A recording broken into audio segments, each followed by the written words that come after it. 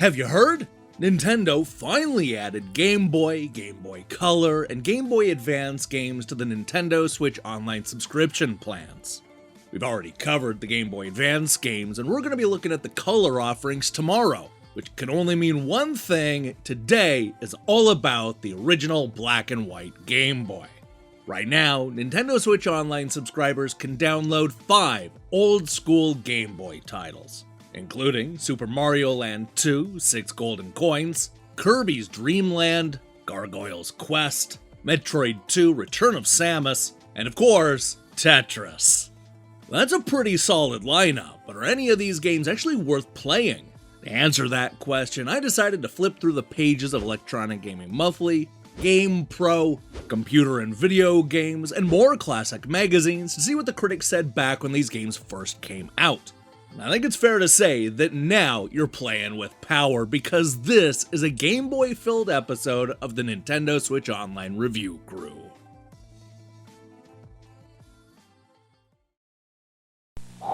They said it wasn't humanly possible, but now you can have all the power and excitement of Nintendo right in the palm of your hand. Introducing Game Boy. It's portable, it's in stereo, and its games are interchangeable. Plus, Game Boy comes with the outrageous new game, Tetris. And for head-to-head competition, use the revolutionary video link and blow your opponent away. Game Boy, only from Nintendo. Now you're playing with power, portable power. I don't think I'm speaking out of turn when I say that Tetris is one of the greatest games ever made. Even if you hate puzzlers, you at least have to give it credit for pushing the genre into the mainstream and making everybody yearn for fallen blocks. So, knowing how important Tetris is to the video game landscape, you might expect the reviews to rave about how it's one of the greatest video games of all time, right? Wrong. Believe it or not, Electronic Gaming Monthly was not nearly as enthusiastic about Tetris as they probably should have been, giving it a shockingly low average of 7.75 out of 10. Now, to be fair, EGM didn't hate the game. Even Martin, who gave it a 7, called it the perfect portable game. Believe it or not, the Game Boy version has the best play of all the versions. Be warned, Tetris is very addictive. Ed agreed, but definitely made Tetris sound more niche than it actually was. A fascinating game for puzzle lovers, one of the best for the Game Boy. All in all, the review crew liked Tetris, but apparently not enough to give it anything higher than an 8.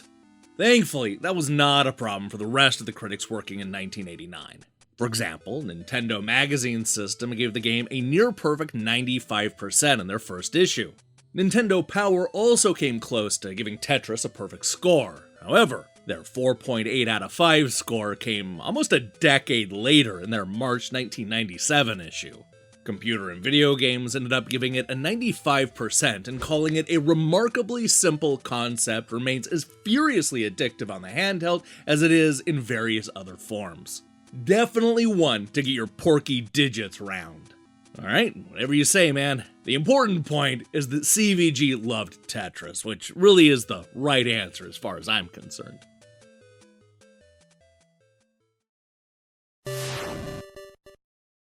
Of all the Game Boy games coming to the Switch, both big and small, Gargoyle's Quest is easily my favorite.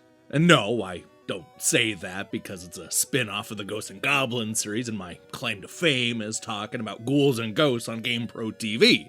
I say that because it's true!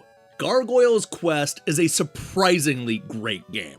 And what's even more surprising is the fact that barely any magazine covered it back in the day. In all of my researching, I found that the typically reliable outlets like Electronic Gaming Monthly and GamePro completely ignored Gargoyle's Quest at the time. And that leaves us with, some interesting options. The good news is that this Capcom classic gives us a chance to once again check in with Ace and their baffling 1,000-point review scale, giving it an absurd 850. They called it a tough arcade adventure that may well inflict heavy damage on your battery reserves before you clock it. Shades of gray, black, and white, and sickly green are used superbly to create a vivid arcade adventure.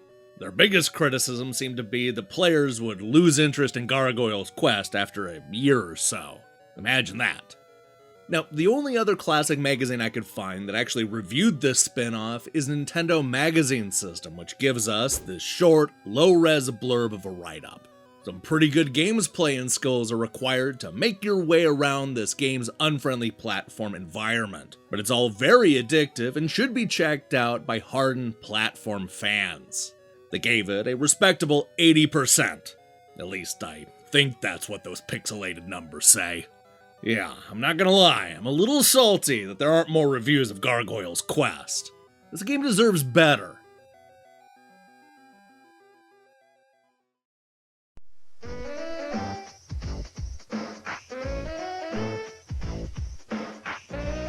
Now everyone's getting in on the action of Game Boy. You get portable excitement, stereo action, play dozens of games like the mind-boggling Tetris, tennis, and golf.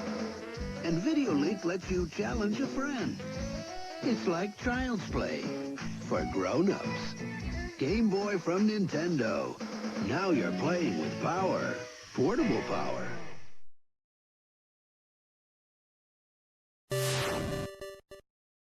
Ladies and gentlemen, I give you the official debut of Kirby. That's right, Nintendo's favorite sucker first appeared on the Game Boy in 1992, laying the groundwork for a long-running franchise that's still going strong to this day. It has all the platforming action of a console game, yet is perfectly suited for the handheld's limited hardware. And despite all of this, Electronic Gaming Monthly decided to just not review it. Look, I promise that I'm not going to make a thing out of this, but between Gargoyle's quest and now this, EGM really dropped the ball when it came to covering Game Boy titles back in the day. Thankfully, the other magazines decided to step up. GamePro, for example, gave the game a 4.5 out of 5, concluding that Kirby's Dream Land will make your Game Boy dreams come true with great graphics, a fresh gameplay concept, and hours of fun. Suck it up and take on this adventure. It'll blow you away.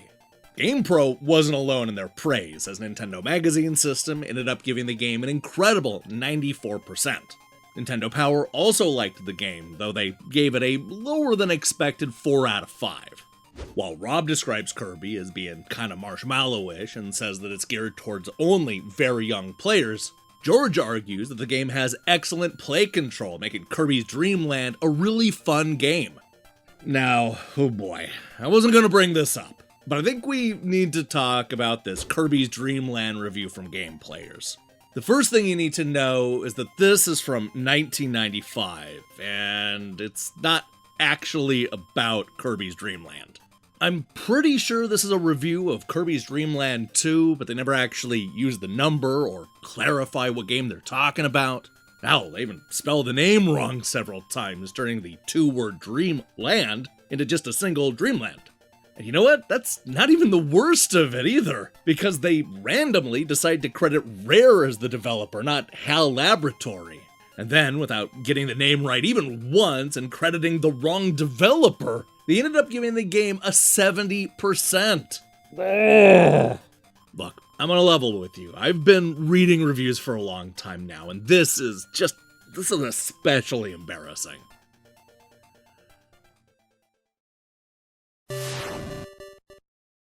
It's hard to believe there was a time when Metroid wasn't the celebrated and influential franchise that we all know today. It was just a solid sci-fi platformer with a surprising gender reveal at the end. It really wasn't until Metroid 2, Return of Samus, that we started to see a glimpse of what Nintendo could do with this franchise. And that's one of the reasons why revisiting this 1991 sequel is so interesting, especially now that we know where this franchise would eventually go. Of course, Electronic Gaming Monthly wouldn't know anything about that, because once again, they chose to not review a high-profile Game Boy game. Guys, this is just ridiculous. Thankfully, GamePro was there to swoop in with a perfect 5 out of 5 score. Rarely does a Game Boy cart come along that captures and holds your imagination like Metroid 2. It's been a long time coming, but the sequel is well worth the wait. Looking elsewhere, we see the Nintendo Magazine System also liked Metroid 2, giving it an 81% in their first issue. We also saw Nintendo Power give the much-anticipated sequel a solid 4.3 out of 5. However, the game's highest praise came from an unlikely source, Entertainment Weekly.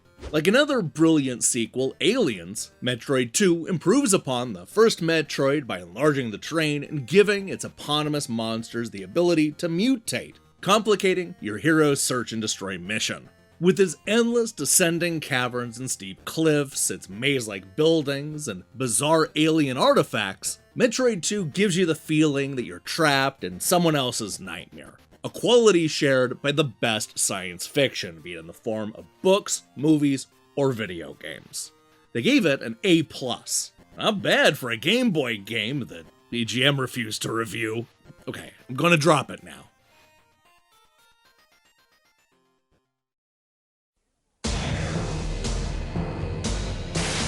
Hi, Game Boy! アメリカで人気抜群のアクションソフト、メトロイド2を紹介しよう。メトロイドがぐーんとパワーアップしてアイテム充実。敵キャラだって最高にエキサイティング。ゲームボーイソフト、メトロイド2。メトロイド、おもろいど。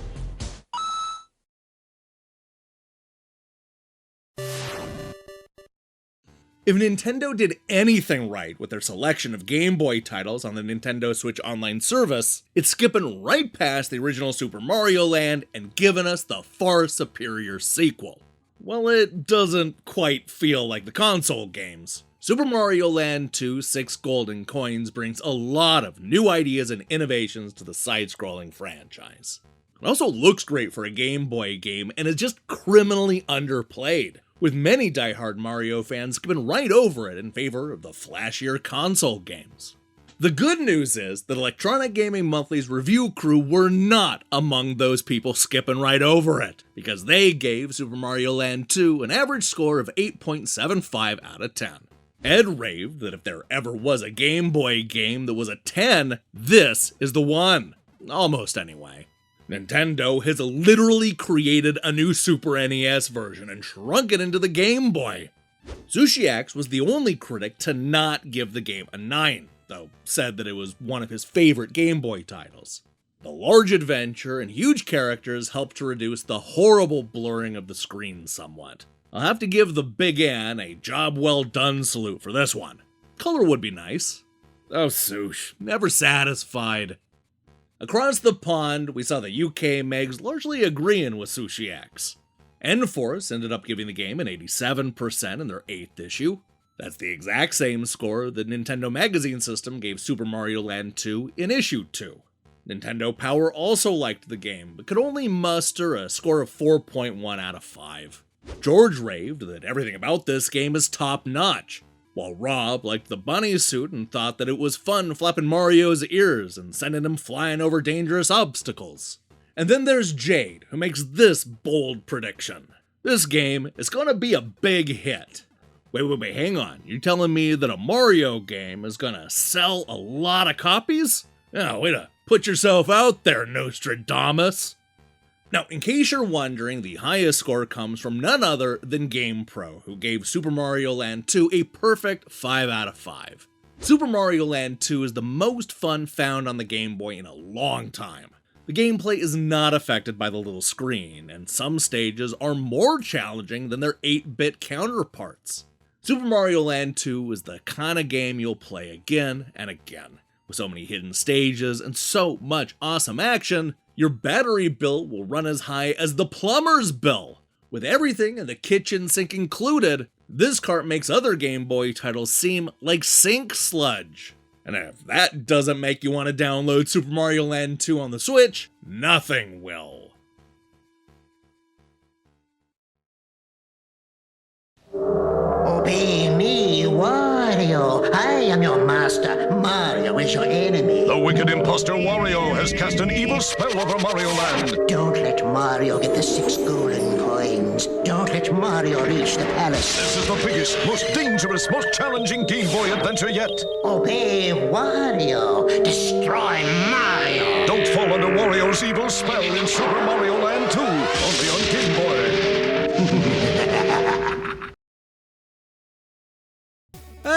Thanks for watching us break down these Game Boy reviews. If you liked what you saw here, then you'll be happy to know that we're going to be back tomorrow to wrap up our Nintendo Switch Online coverage. That's right, we're going to be taking a look at the final 4 Game Boy Color games. If you want even more coverage, we have a whole Nintendo Switch Online playlist including reviews of Genesis, Nintendo Entertainment System, Super NES, and Nintendo 64 games. Now, here's the question I have for you. What are your thoughts about this Game Boy lineup? I'm talking about the black and white Game Boy. You'll have your chance to talk about the color version tomorrow. Let me see your thoughts in the comments below.